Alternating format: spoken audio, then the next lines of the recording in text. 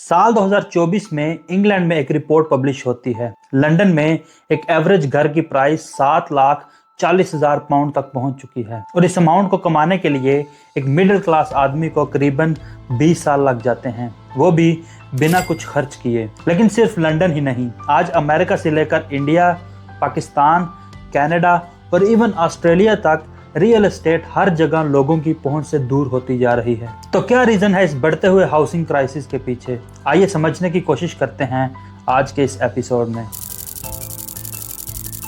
तो hello friends, मैं हूं मोहम्मद सलमान। तो चलिए शुरू करते हैं। रियल एस्टेट की प्राइसेस हर कॉन्टिनेंट में रिकॉर्ड हाई लेवल तक पहुंच चुकी हैं। न्यूयॉर्क में एक 2 बेडरूम अपार्टमेंट की एवरेज कॉस्ट $900,000 क्रॉस कर चुकी है। मुंबई में एक छोटा सा फ्लैट 2 करोड़ रुपए तक पहुंच चुका है और कराची के DHA जैसे एरियाज में प्रॉपर्टी की प्राइसेस 3 करोड़ से ऊपर जा चुकी हैं। यानी घर लेना आज के यूथ के लिए एक सपना बन गया है। 2008 के फाइनेंशियल क्राइसिस के बाद सेंट्रल बैंक्स ने इंटरेस्ट रेट्स को कम कर दिया ताकि लोग ज़्यादा से ज़्यादा लोन लें और इकोनॉमी रिवाइव हो सके। इसी टाइम पर इन्वेस्टर्स ने रियल एस्टेट को एक सेफ इन्वेस्टमेंट समझना शुरू किया। फिर 2020 में जब कोविड आया तब इंटरेस्ट रेट और भी कम किए गए। लोगों ने मैस लेवल पे प्रॉपर्टीज खरीदना शुरू की, जिस वजह से प्राइसेस आर्टिफिशियली इन्फ्लेट हो गई। बट रियल एस्टेट इतनी एक्सपेंसिव होने के पीछे 5 बड़ी रीजंस हैं। पहली रीजन है सप्लाई कम, डिमांड ज्यादा।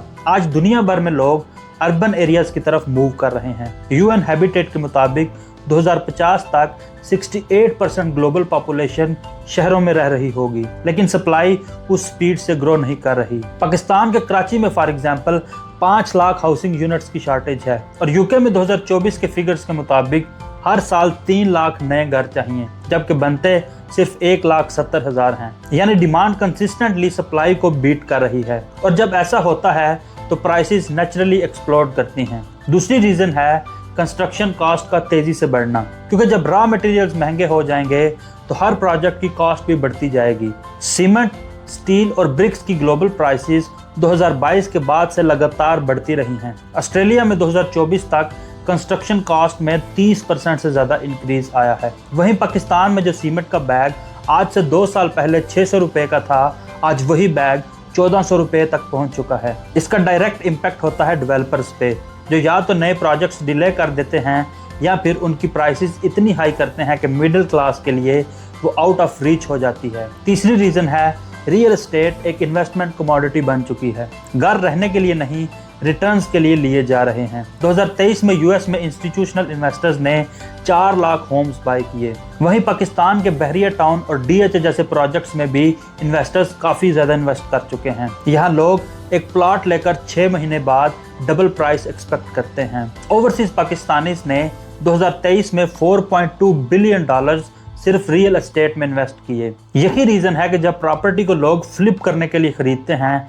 तो जेन्युइन बायर्स के लिए वो प्राइस गेम सिर्फ फ्रस्ट्रेशन बन जाता है। और ये इन्वेस्टर्स का प्रेशर लिंक्ड है चौथे रीजन से, जोनिंग और अर्बन प्लानिंग का फेलियर।